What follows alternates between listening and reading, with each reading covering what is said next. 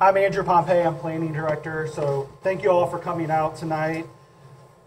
The Board of Supervisors right now is finalizing the draft comprehensive plan, so I'll provide an overview of that document, what the comprehensive plan is, and some of the concepts that are presented in this plan or the latest version of the draft. In respect of everyone's time, I'll try to go through the presentation quickly and then answer any questions you all have at the end. And of course, we'll be able to hang around for one-on-one questions as well if you want to speak to us individually. So what is the comprehensive plan? The comprehensive plan establishes a long-term vision of what Powhatan County should look like in the next 20 to 30 years. The current comprehensive plan was adopted on July 12th, 2010, and the Planning Commission and the Board of Supervisors have been working to update that document to reflect changes in land use and demographics that have occurred over the past few years since the plan was adopted. The comprehensive plan addresses a variety of different topics, including land use, housing, economic development, and natural resources. We'll get a little bit more into that later on in the presentation.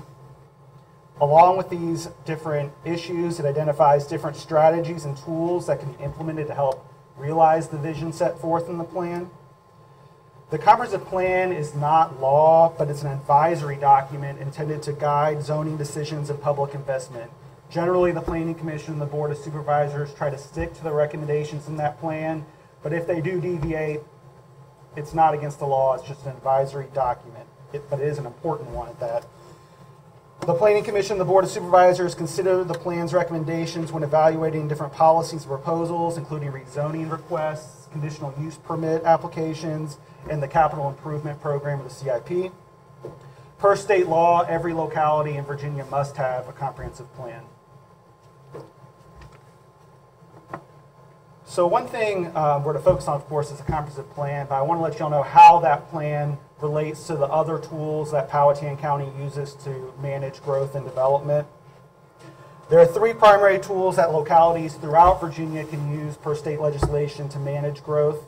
That's the zoning ordinance, the subdivision ordinance, and the comprehensive plan that we're talking about tonight.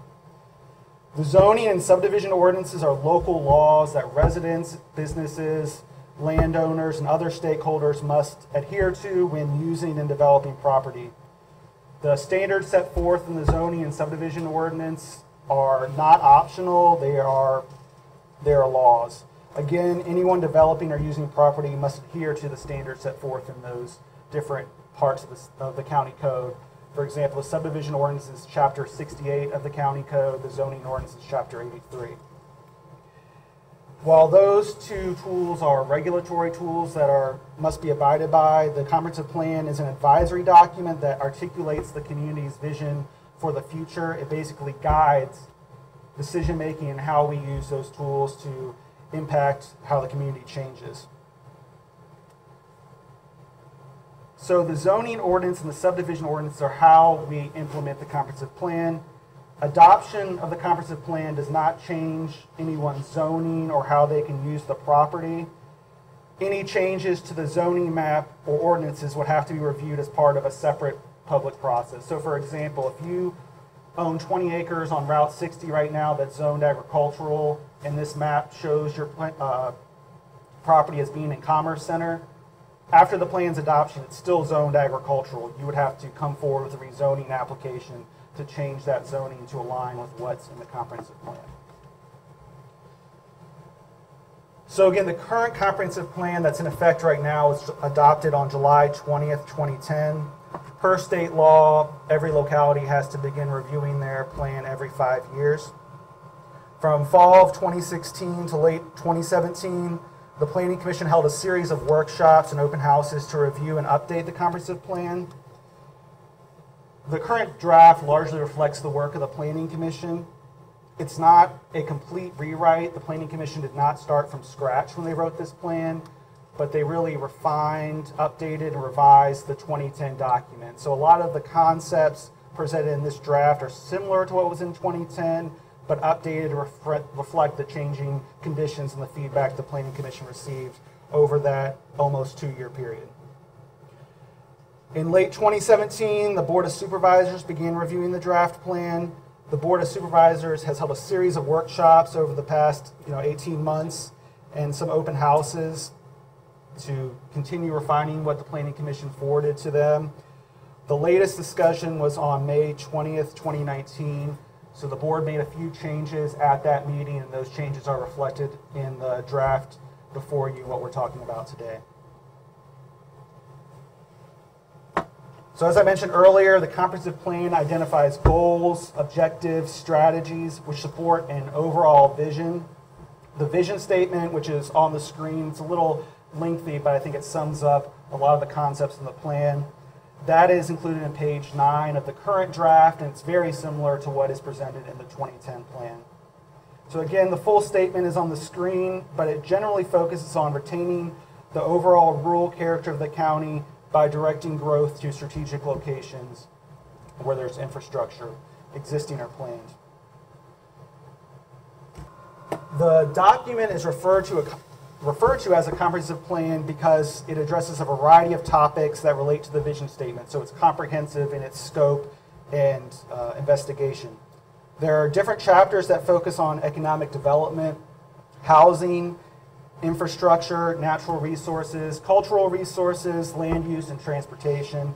Again, for each of these topics, there are different strategies and goals identified that Powhatan County can implement to achieve that larger vision that I just showed you.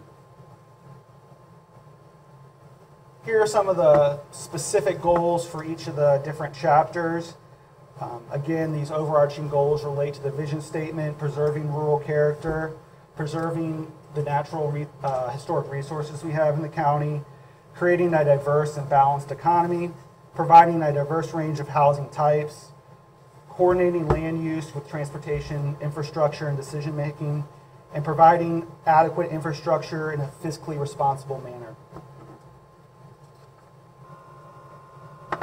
So as these goals and implementation strategies were developed, Powhatan County had to consider land use and demographic changes that have occurred since 2010 when that last plan was adopted, or the current plan was adopted. We are expecting some continued population growth. The Weldon Cooper Center at UVA, which is responsible for developing the official projections for the state of Virginia, projects that the county's population will increase from 28,752 in 2020 to 35,854 in 2040, which is an increase of about 325 people each year. So not dramatic growth, but steady growth is expected over the next 20-year planning horizon. There are also some projections that we're to have an aging population here in the county. The Virginia Employment Commission estimates that the county's population will be older in 2040 than it is today. Right now, or in 2017, they estimated that we had 16.5% of the population as 65 years and older. They expect in 2040 that more than a quarter of our population, 27.6%, will be 65 years and over. So that does present some unique opportunities and challenges as well. So the most referenced part of the comprehensive plan is the countywide future land use map.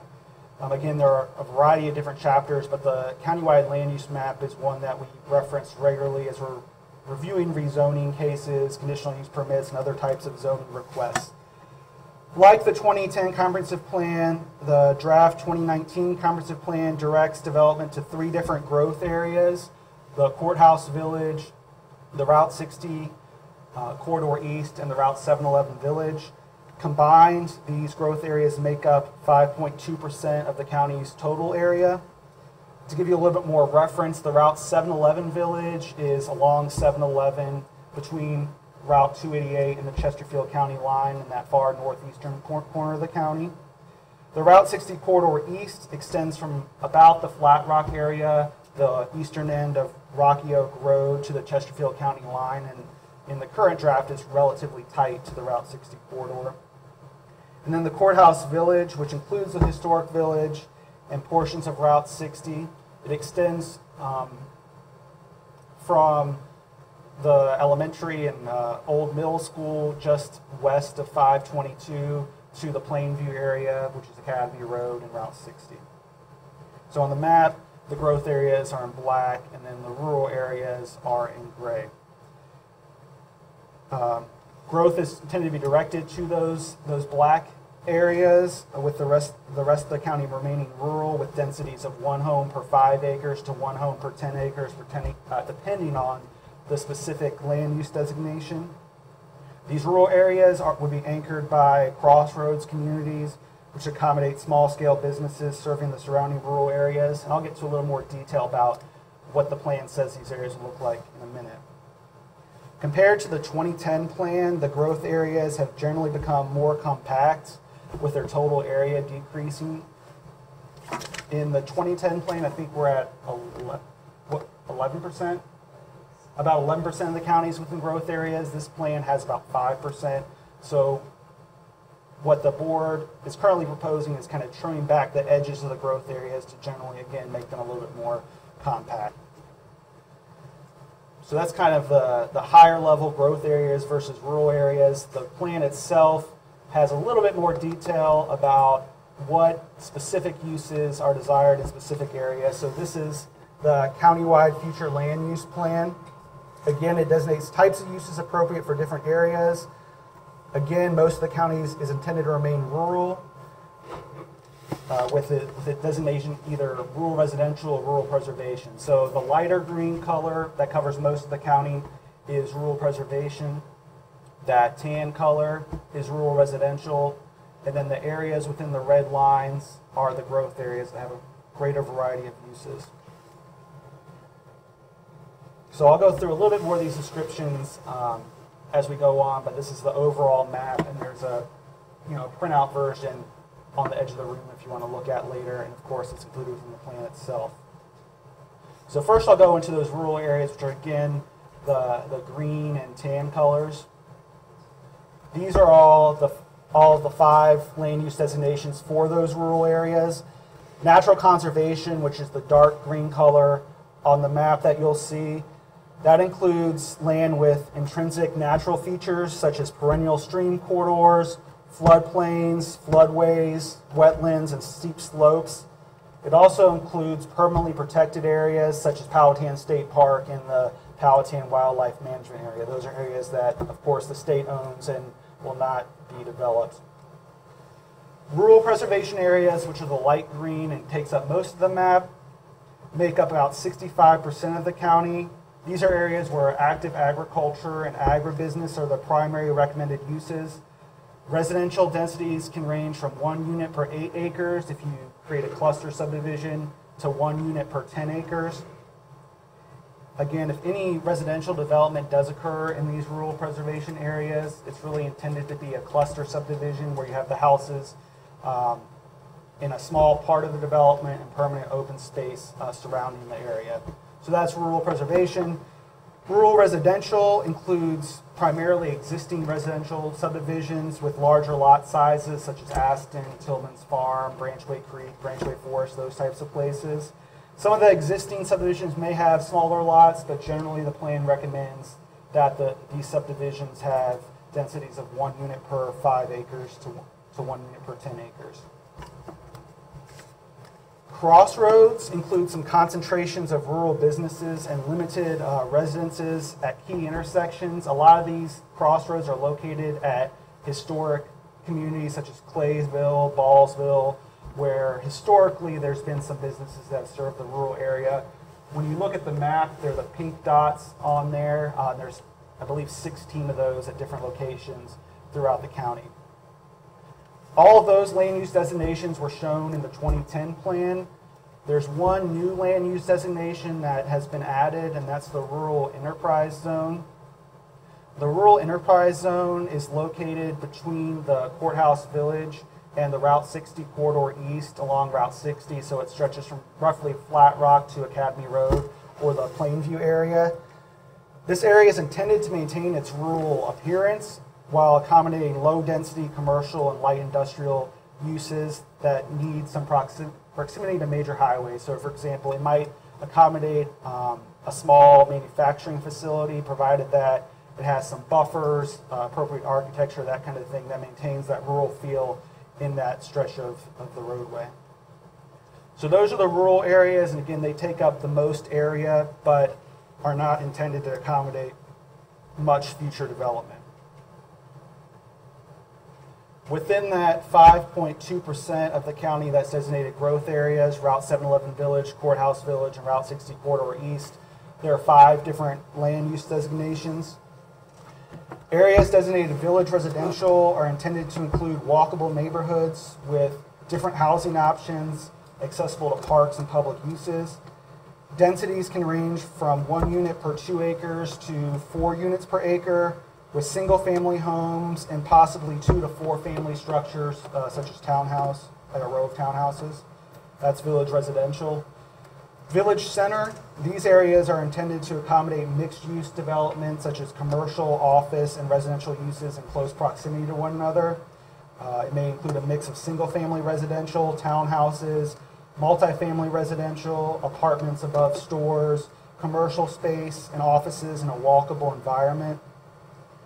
In the current draft, there is no village center in the Route 60 East corridor, only in the Route 711 Village and the Courthouse Village. Permitted densities in this village center mixed-use environment are 4 to 8 units an acre.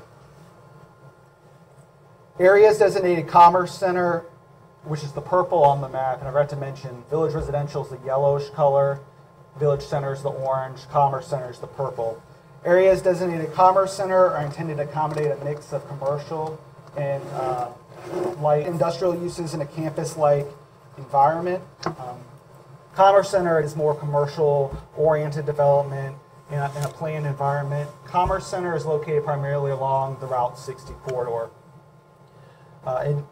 Economic Opportunity is a new land use designation. Those first 3 I mentioned were all included in the 2010 plan.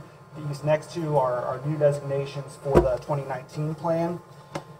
Economic Opportunity, again, is a new designation that is intended to accommodate commercial, light industrial, and limited residential development as part of a coordinated master planned project. So again, these are generally larger parcels or combinations of larger parcels that are intended to have a cohesive master plan, primarily geared towards those commercial and light industrial uses.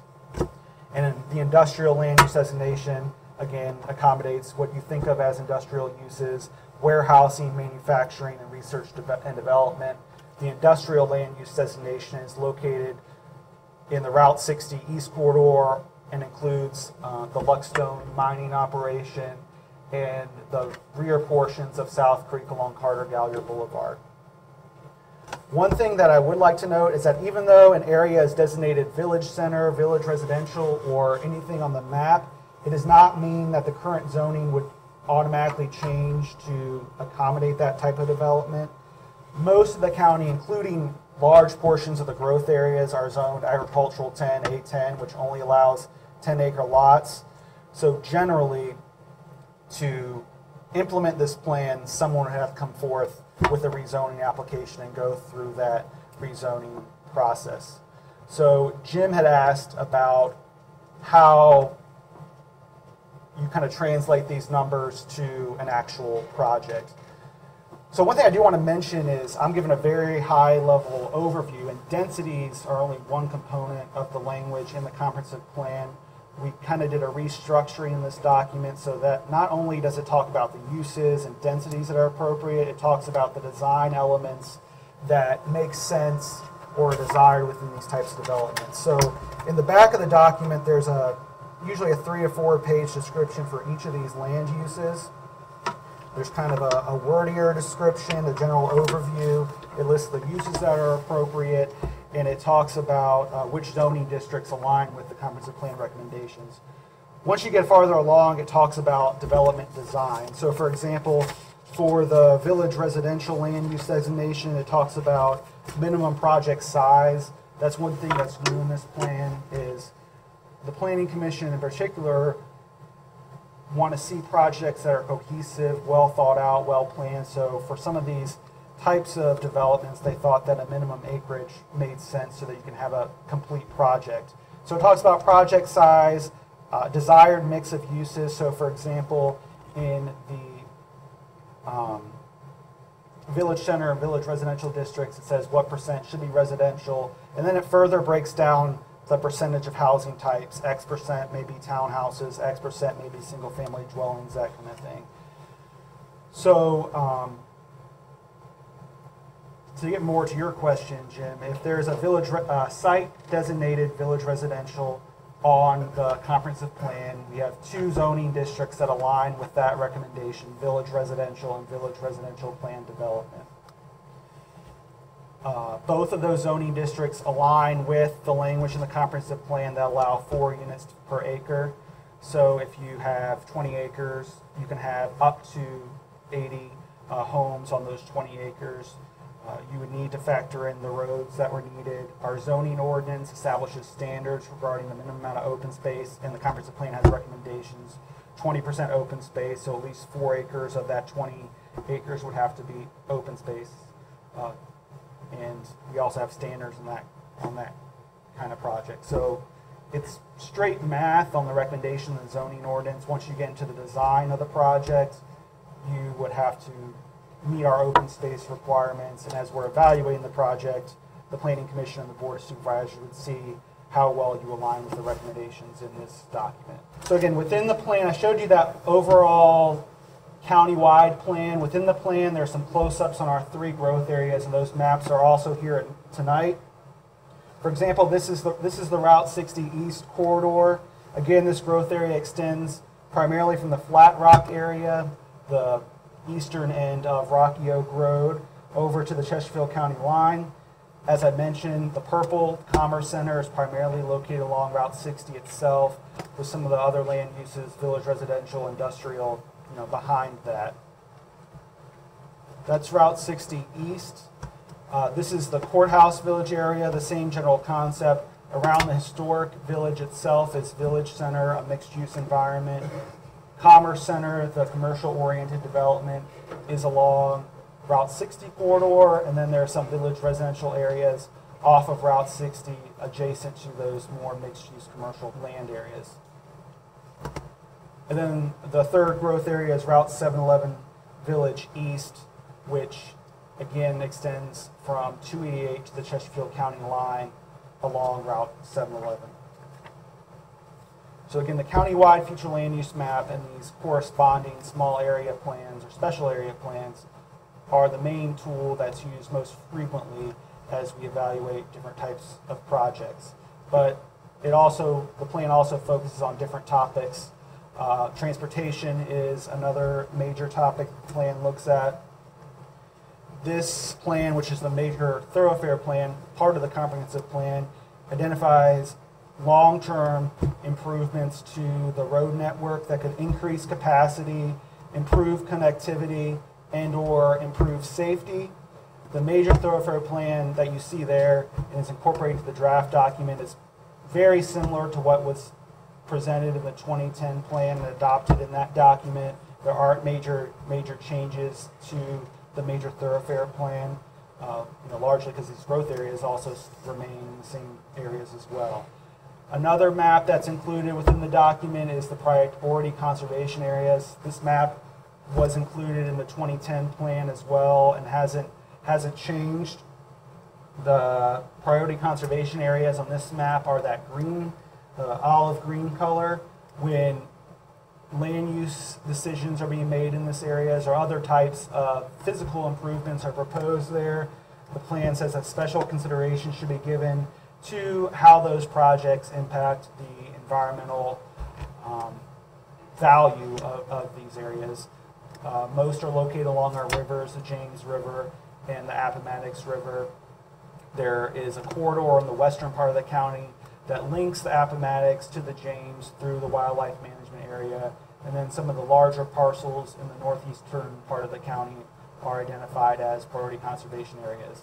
And this map came out of one of the committees that was charged with developing the 2010 plan. There were several different committees that helped develop that document, and it remains the same in this plan as well. So I wanted to sum up with a few key points. So while Powhatan County is generally the lead stakeholder in implementing all of the recommendations listed in this document, residents, businesses, and other stakeholders can help realize that vision statement I showed you at the beginning. There are some existing programs and activities that residents and businesses are already doing that support that vision statement.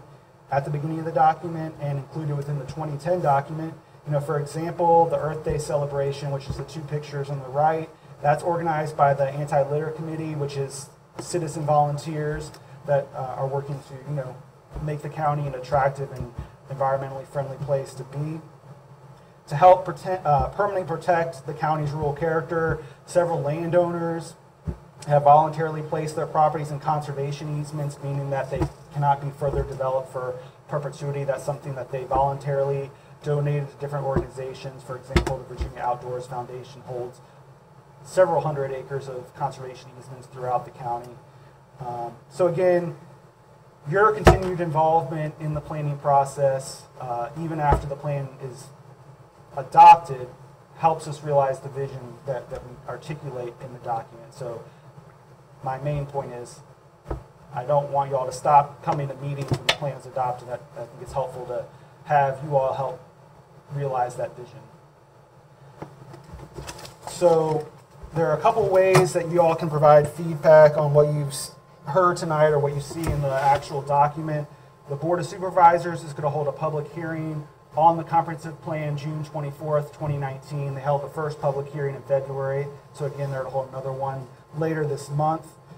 There are some comment cards on the table on the way out that you can write some comments on. Any comments that you give us tonight will be included in the packet that's distributed to the board prior to that June 24th meeting. You can also shoot an email to comprehensiveplan@powhatanva.gov. Anything you send, again, will also be distributed to the Board of Supervisors. The entire document, we have some hard copies here that you can look at, but the PDF version is on the website. There's also an interactive version of the future land use map where you can zoom into your property in particular and see how it's designated in the draft plan. There's also a tool that you can use where you can see how the 2010 plan compares to the current draft we have out there. So again, we have some print copies you can look at here, and we also have some posters as well here that you can go online to view the website and see the full document.